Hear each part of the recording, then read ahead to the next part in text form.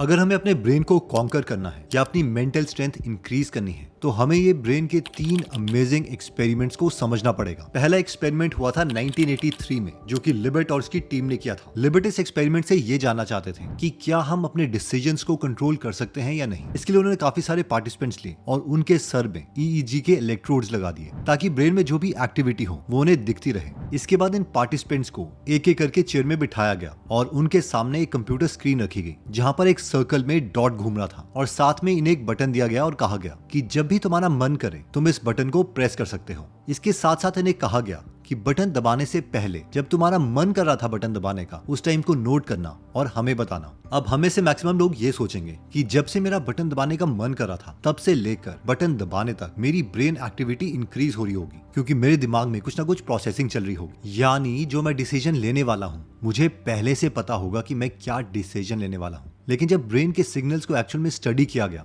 तो सब शॉक रह गए, क्योंकि हर एक पार्टिसिपेंट के केस में जब उनका मन कर रहा था बटन दबाने का, उससे पहले ही ब्रेन में बहुत ज्यादा एक्टिविटी चल रही थी। जिसका मतलब ये था कि इससे पहले हमें पता चले कि हम बटन दबाना चाहते हैं, हमारा ब्रेन ऑलरेडी डिसाइड कर चुका था कि उसे क्या बटन दबाना है। इस एक्सपेरिमेंट के बाद बहुत से साइंटिस्ट और बहुत से फिलोसफर्स इस टाइप के कंक्लूजन निकालने लग गए। हम लोगों की अपब्रिंगिंग, कल्चर और पास्ट एक्सपीरियंस हमने डिसाइड नहीं किए थे, जिसकी वजह से हमारा ब्रेन ऑलरेडी प्रोग्राम्ड है कि हर बार जब उसे 2 चॉइसेस दी गई होंगी वो हमेशा से पास्ट के एक्सपीरियंसेस और अपब्रिंगिंग के अकॉर्डिंग उन दोनों ऑप्शंस में से वो ही चूज करेगा जो उसे हमेशा से करना था। यानी हमारा हर एक्शन पहले से ही डिसाइडेड है। लेकिन बहुत से ऐसे साइंटिस्ट थे जो इस एक्सपेरिमेंट के कंक्लूजन पे बिलीव नहीं कर रहे थे, इसलिए उन्होंने खुद के एक्सपेरिमेंट करना स्टार्ट कर दिया। 2008 में जॉन डायलन और उनकी टीम ने एक और एक्सपेरिमेंट किया। इस बार ईईजी से बेटर टेक्नोलॉजी एफएमआरआई स्कैनर्स को यूज किया गया। सारे पार्टिसिपेंट्स को एमआरआई की मशीन के अंदर डाला गया और उन्हें 2 बटन दिए गए, एक लेफ्ट हाथ में और एक राइट हाथ में।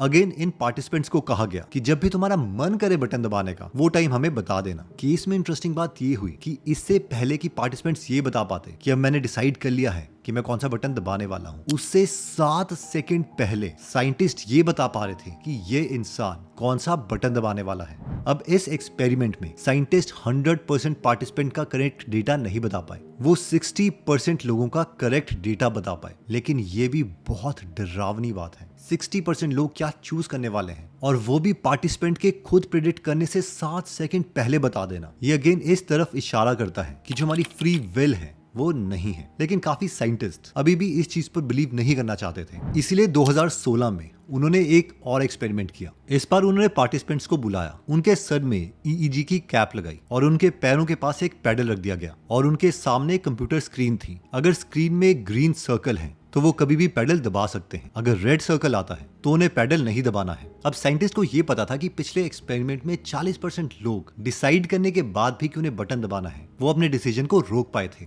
लेकिन इस एक्सपेरिमेंट में साइंटिस्ट ये जानना चाहते थे कि वो टाइम एग्जैक्टली कौन सा है जिस मूवमेंट के बाद पॉइंट ऑफ नो रिटर्न बनता है। यानी कि साइंटिस्ट पहले ही प्रेडिक्ट कर लेंगे कि वो इंसान बटन दबाने वाला है कि नहीं और उसे रेड सिग्नल दिखाया जाएगा और उसके बाद ये देखा जाएगा कि रेड सिग्नल दिखाने के बावजूद क्या वो इंसान पेडल दबाता है या नहीं। और अब साइंटिस्ट ने टाइम को धीरे धीरे कम करना स्टार्ट किया। जैसे ही ब्रेन की एक्टिविटी से उन्हें पता चलता कि ये इंसान पेडल दबाने वाला है, वो 1 सेकंड पहले उन्हें रेड सिग्नल दिखा देते, जिसमें कई बार वो पार्टिसिपेंट अपना डिसीजन चेंज कर लेता। लेकिन जैसे जैसे ये टाइम डिक्रीज होता गया, 200 मिलीसेकंड वो टाइम आया जो कि पॉइंट ऑफ नो रिटर्न बन गया। यानी हमारा कॉन्शियस माइंड अब चाहते हुए भी अपने डिसीजन को नहीं रोक सकता। अब हमें से मैक्सिमम लोग ये सोच रहे होंगे कि अगर हमारा हर डिसीजन हमारी अपब्रिंगिंग, हमारे एनवायरनमेंट पर रिलेटेड है तो फिर हम अपने माइंड को रिवायर कैसे करें। तो इसका आंसर इस स्टोरी में मिलता है। कैरोलिन के पास मास्टर डिग्री थी न्यूट्रिशन में और वो हंड्रेड्स ऑफ स्कूल का खाना मैनेज करती थी। एक बार उसने और उसके फ्रेंड एडम ने एक चीज नोटिस करी कि सारे स्कूल्स का मेन्यू एग्जैक्टली सेम था, लेकिन कई बच्चे वेजिटेबल ज्यादा खा रहे थे जबकि कई डिजर्ट ज्यादा खा रहे थे और इन नंबर्स में 25% तक का डिफरेंस था। ये दोनों बहुत हैरान हुए जब उन्होंने खुद जाके इन कैफेटेरिया की इंस्पेक्शन करी तो उनको एक बात पता चली कि जिन स्कूल में मीठा ज्यादा खाया जा रहा था उनका खाना भी उसी ऑर्डर में था, यानी मीठा सबसे पहले था। और जिन स्कूल में ग्रीन वेजिटेबल ज्यादा खाए जा रहे थे उनके खाने में भी ग्रीन वेजिटेबल सबसे पहले थे और सबसे लास्ट में डेजर्ट। और इसी चीज से इन दोनों ने प्लान बनाया कि हम मेन्यू में कोई भी चेंज नहीं करेंगे, स्टाफ में कोई भी चेंज नहीं करेंगे, बस सिर्फ जो स्टूडेंट का खाना है उन्हें एक पर्टिकुलर ऑर्डर में ही अरेंज किया जाएगा। और जैसे ही इस अरेंजमेंट को एग्जीक्यूट करवाया गया, रिजल्ट्स बहुत अमेजिंग थे। बच्चों की फ्रूट सिलेक्शन 36% से इंक्रीज हो गई थी क्योंकि उन्हें सबसे पहले फ्रूट्स दिखाई दे रहे थे। एग्जैक्टली सेम इंप्रूवमेंट वेजिटेबल्स में थी। अब इससे पहले कि मैं आपको ये बताऊं कि इस नॉलेज को हम अपनी लाइफ में कैसे इंप्लीमेंट कर सकते हैं, पहले मैं आपसे ये पूछना चाहता हूँ 5 into 5 एग्जैक्टली हम सबको पता है ये 25 है, लेकिन अगर मैं आपको बोलूं 343 into 683 तो अब हमारा माइंड ब्लैंक है। पहली प्रॉब्लम का जो आंसर है वो हमारे सबकॉन्शियस माइंड ने दिया है। यानी अगर हम ये चाहते भी कि हम इसका आंसर ना दे तो भी हमारे माइंड ने इसका आउटपुट ऑटोमेटिकली दे दिया था। जबकि दूसरी प्रॉब्लम हम जानते हैं हम सॉल्व कर सकते हैं, लेकिन इसके लिए ज्यादा माइंड की कंप्यूटेशन रिक्वायर्ड है और ये चीज हमारा कॉन्शियस माइंड ही करेगा।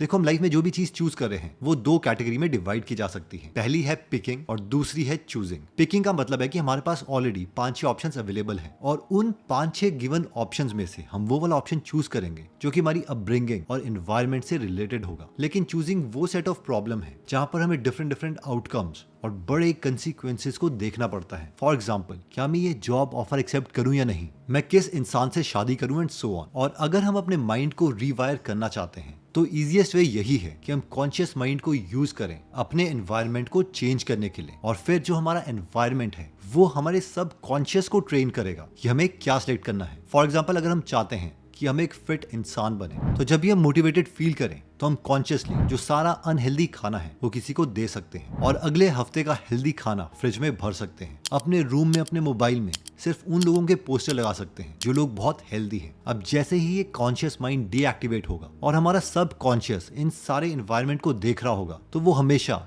हेल्दी चॉइस बार बार पिक करता रहेगा विदाउट एक्स्ट्रा एफर्ट किए हुए। In short, environment is more powerful than will power. Imagine करो आपका कोई फैमिली मेंबर ऑपरेशन थिएटर के अंदर लेटा है, आप बाहर से उन्हें देख रहे हो, डॉक्टर्स उनका ऑपरेशन करने जा रहे हैं और ऑपरेशन करने से पहले वो एक कार्ड को पढ़ते हैं। आपको लगता है कि ये लोग क्या कर रहे हैं, ये जल्दी ऑपरेशन स्टार्ट क्यों नहीं करते। एक्चुअली मिड 2000s में डॉक्टर अतुल गवांडे ने एक चीज नोटिस करी। सर्जरी करते करते काफी पेशेंट के साथ अनहोनी हो रही थी। इसलिए नहीं कि जो डॉक्टर्स थे वो अनस्किल्ड थे, बल्कि इसीलिए क्योंकि वो बेसिक चीजें मिस कर रहे थे। और डॉक्टर अतुल को हमेशा लगता था कि इन चीजों को किस तरीके से अवॉइड किया जा सकता है। तभी WHO की एक 19 स्टेप चेकलिस्ट आई और डॉक्टर्स को रेकमेंड किया गया कि वो इस चेकलिस्ट को 3 चीजों में जरूर यूज करें। इस चेकलिस्ट में बेसिक चीजें थी, जैसे कि पहले ये कंफर्म कर लो कि जिसका ऑपरेशन करने वाले हो क्या ये वही पेशेंट है या कोई और। सेकंड, क्या तुम्हारे पास सारे के सारे टूल्स अवेलेबल हैं कि नहीं। 3, क्या तुमने एंटीबायोटिक्स दे दी हैं या नहीं। 4, जो उस पेशेंट का मेन डेटा है क्या तुम उसे मॉनिटर कर भी रहे हो या नहीं।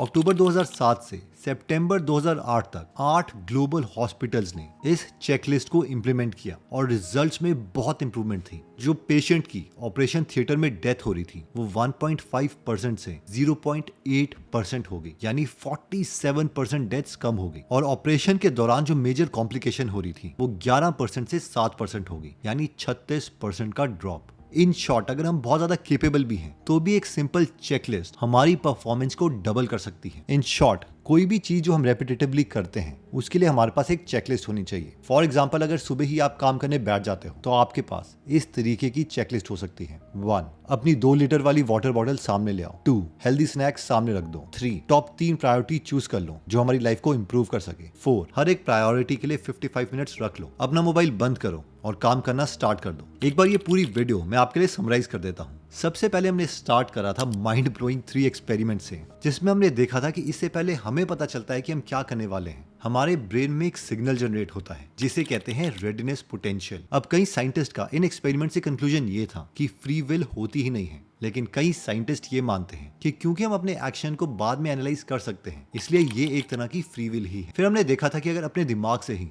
एक प्रिडिक्टेबल काम करवाना है तो उसके लिए हम 2 चीजें कर सकते हैं, जिसमें सबसे पहली चीज थी एनवायरनमेंट, यानी कॉन्शियसली ब्रेन की ज्यादा कंप्यूटेशनल पावर यूज करके एक बार अपना एनवायरनमेंट चेंज कर दो। और एनवायरनमेंट में हर चीज हमें सिर्फ हमारे गोल की याद दिलानी चाहिए। और सेकंड, हमने देखा था कि खुद के लिए एक चेकलिस्ट बना दो। अगर हम ये 2 चीजें करते हैं तो हमारे माइंड की रीवायरिंग स्टार्ट हो जाती है और हमारी परफॉर्मेंस 2x तक इंप्रूव हो सकती है। दोस्तों, इस वीडियो की जो स्टोरीज हैं वो मैंने आपको 2 बुक्स नज और चेकलिस्ट से बताई है। अगर आप इनकी डिटेल्ड बुक समरी हिंदी या इंग्लिश में पढ़ना या सुनना चाहते हैं तो आप गूगल एप्लीकेशन डाउनलोड कर सकते हैं। तो इसका लिंक मैंने डिस्क्रिप्शन और फर्स्ट कमेंट में दे दिया है, इसे जरूर चेकआउट कीजिए। और हाँ, अगर आप इस नॉलेजेबल वीडियोस मिस नहीं करना चाहते तो सब्सक्राइब करने के बाद बेल का बटन दबाना मत भूलिएगा।